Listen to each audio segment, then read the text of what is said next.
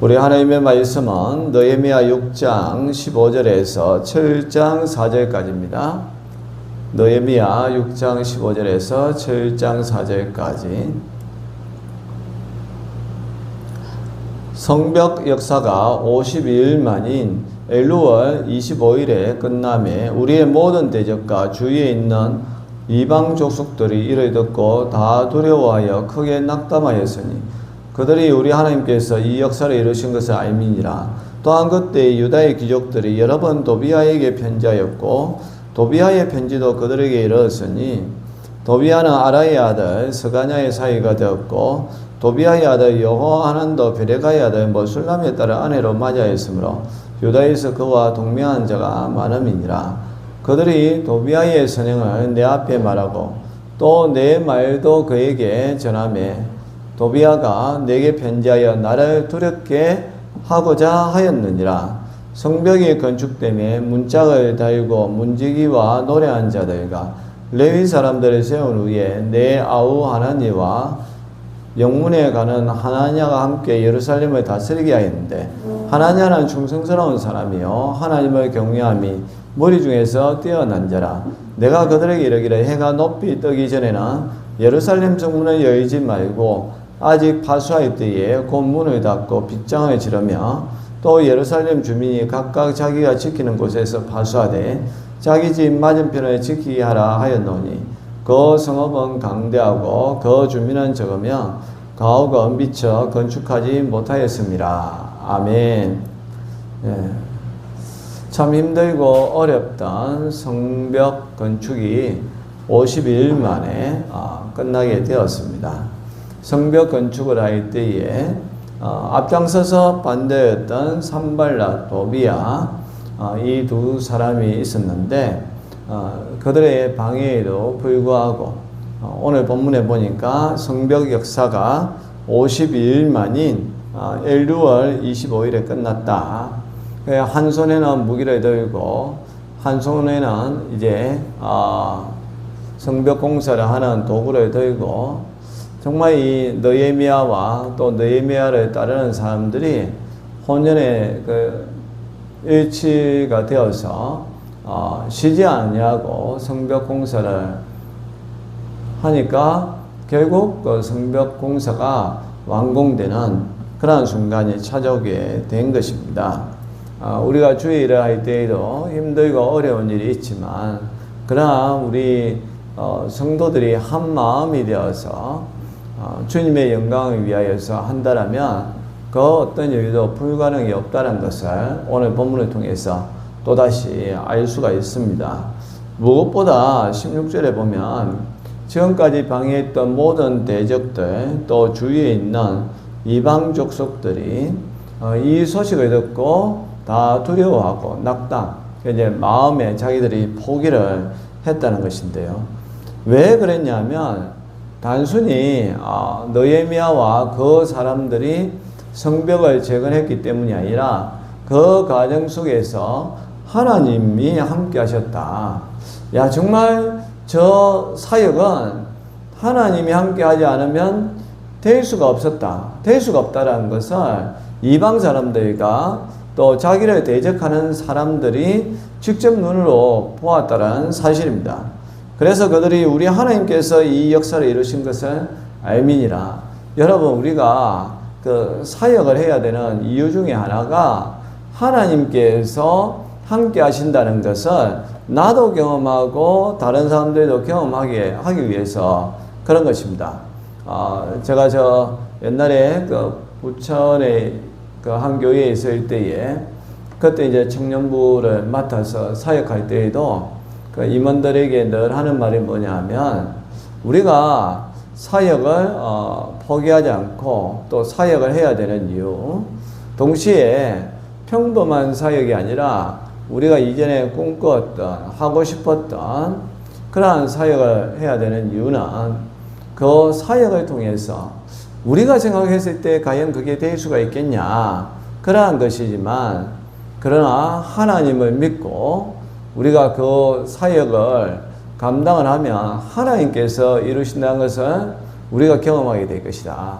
하나님이 우리와 함께하고 있다는 것을 경험하게 될 것이고, 그것을 통해서 다른 사람들도 또 하나님께서 하셨다는 것을 경험하게 될 것이다. 그래서 우리가 1년 계획을 짤 때에도 좀 더 큰 꿈을 가지고 나아가야 되는 것이고, 또 특별히 우리가 여름 사역 아우리치를 할 때에도 정말 우리가 생각했을 때 그것이 가능할까 싶은 그러한 사역들을 우리가 꿈을 꾸고 나아가면 하나님께 이루어 주신다. 그걸 우리가 체험하게 될 것이다.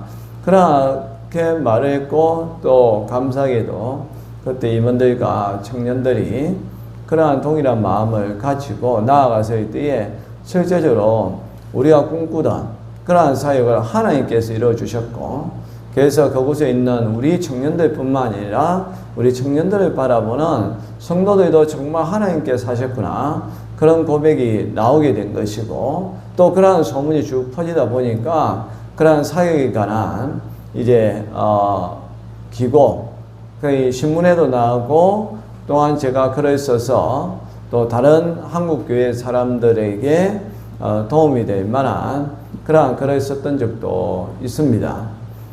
지금 이 느헤미야가 52일 동안의 성벽 공사를 재건한 것은, 그리고 또 그것을 52일 만에 완공한 것은 단순히 느헤미야와 그를 따른 사람들이 능력이 있다는 것을 알려주는 것이 아니라 하나님께서 이 역사를 이루었다.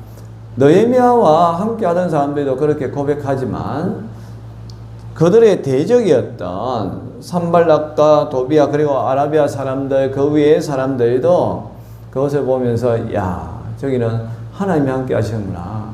그러니까 이제 그 사람들이 낙담하게 된 거죠. 우리는 절대로 저들과 싸워서 이길 수가 없다. 포기하자. 그러면서 이제 그들의 살 길을 찾아가게 된 겁니다. 그 중에 대표적인 인물이 17절에 19절에 보면 도비아라는 사람이 있습니다. 이 도비아가 처음부터 느헤미야를 반대하고 참 괴롭혔던 사람인데, 이제 성벽 재건의 역사가 끝나고 나니까 자기 살 길을 찾기 위하여서 이제 정치적인 그러한 방법을 모색하며 빠져나갈 생각을 합니다. 그런 유다의 귀족들이 여러 번 도비아에게 편지했고, 또 도비아도 유다의 귀족들하고 그 위에 권력을 가진 사람들과 내통을 하게 되었다는 거죠. 그게 가능한 이유는 18절 보니까 도비아가 아라의 아들 스가냐의 사위, 그 정략적인 결혼을 통해서 정치적인 이 지도자, 그런 사람들과 연을 맺고 있었다는 거죠. 참 유치한 이제 그러한 짓을 하고 있는데, 19절에 보면 그래서 위에 있는 사람들이 그 도비아의 선행, 무슨 선행을 했겠습니까? 그럼에도 불구하고 도비아를 살리기 위하여서 느헤미야에게 원래 본 뜻이 그런 게 아니고 도비아가 참 착한 사람이라고 느헤미야에게 이야기하고, 또 느헤미야도 도비아에게 이렇게 해야 된다라고 이야기하고, 그렇게 함으로 말미암아 자꾸 이제 느헤미야를 두렵게 하려고 하는, 끝까지 느헤미야를 인정하지 않고 또 느헤미야를 두렵게 해서 자기가 살려고 하는 참 야비한 도비아의 모습을 보게 됩니다. 그럼에도 불구하고 이제 7장 1절에 4절에 보면 성벽이 이제 건축이 되었고, 또 이제 문짝까지 달았습니다. 그 단 다음에는 어떻게 하는가 하면 이제 느헤미야가 리더십을 세우기 시작하는 거죠. 문지기를 세우고, 또 노래하는 자들과 레위 사람들을 세웠습니다. 제일 중요한 게 뭐냐면 노래하는 자들과 레위 사람들. 그전에는 레위 사람들이 흩어져 있었습니다. 먹고 살기 위하여서. 근데 느헤미야는 레위 사람들, 그러니까 주의 일을 하는 사람들을 따로 세웠다는 겁니다. 그 영적인 회복이 중요하다라고 느헤미야는 생각을 한 거죠. 그 다음에 보면 이제 여러 사람들을 세우게 되는데, 특별히 아우 하나니아와 또 영문의 간원이었던 하나냐가 함께 예루살렘을 다스리게 했는데, 하나냐는 충성스러운 사람이요, 하나님을 경외함이 무리 중에서 뛰어났다. 리더십의 그 조건 중에서 가장 중심이 되고 또 갖춰야 할 조건이 뭐냐면 충성과 경건입니다. 하나님을 정말 경건하면서 경건하게 경외하고 섬기면서 동시에 자기에게 주어진 일을 주어진 일을 충성을 다하여 섬기는 사람이 진정한 리더라는 겁니다. 교회도 보면 신앙생활을 하다 보면 이제 어느 순간부터 리더십을 세우게 되죠. 집사가 되고 나중에 또 권사도 되고 장로가 되고 그렇게 됩니다. 그런데 이게 리더십의 역할에 올라갈수록 하는 일은 잘하지만 하나님을 경외하는 것을 잘 못하는 사람들이 있습니다. 그러나 또 반대로 하나님께 예배는 잘 드리지만 이 주어진 일을 잘 감당하지 못하는 사람들이 있습니다. 그래서 어느 쪽이든 균형을 잘 맞춰야 되는데 참 쉽지 않는 그런 경우가 있는데 우리 교회 성도들은 앞으로 이제 본인들이 리더십의 자리에 올라갈 때에 맡은 일에 충성도 다할 뿐만 아니라 무엇보다 하나님을 잘 경외를 했으면 좋겠습니다. 그래서 이제 느헤미야는 이렇게 리더들을 세워서 정확하게 성문을 지키게 하고 또 그 각자 예루살렘 주민은 각자 자기가 지키는 곳에서 파수, 끝까지 긴장의 끈을 놓지 않는 그런 장면을 보게 됩니다. 여러분 이게 정말 이 교회의 모습이 되어야 되는데요. 우리가 이 교회 공동체는 정말 늘 영적으로 긴장해야 됩니다. 세상의 것이 우리에게 들어오지 않도록 되고 나 자신이 영적으로 게을러지지 않게끔 그게 자칫 잘못하면 전염이 되어서 공동체를 무너뜨릴 수 있기 때문에 그렇습니다. 그래서 우리는 영적 파수꾼이 되어가지고 이 느낌 있는 교회 공동체가 세상의 것이 들어오지 않냐고 또 잘못된 그러한 누룩과 같은 그러한 사상이 들어오지 않게끔 우리가 늘 영적 파수꾼의 역할을 잘 감당을 할 수 있기를 주의 이름으로 축원합니다. 하나님 아버지, 하나님께서 50일 만에 역사를 이루어서 성벽 재건의 공사가 끝났습니다.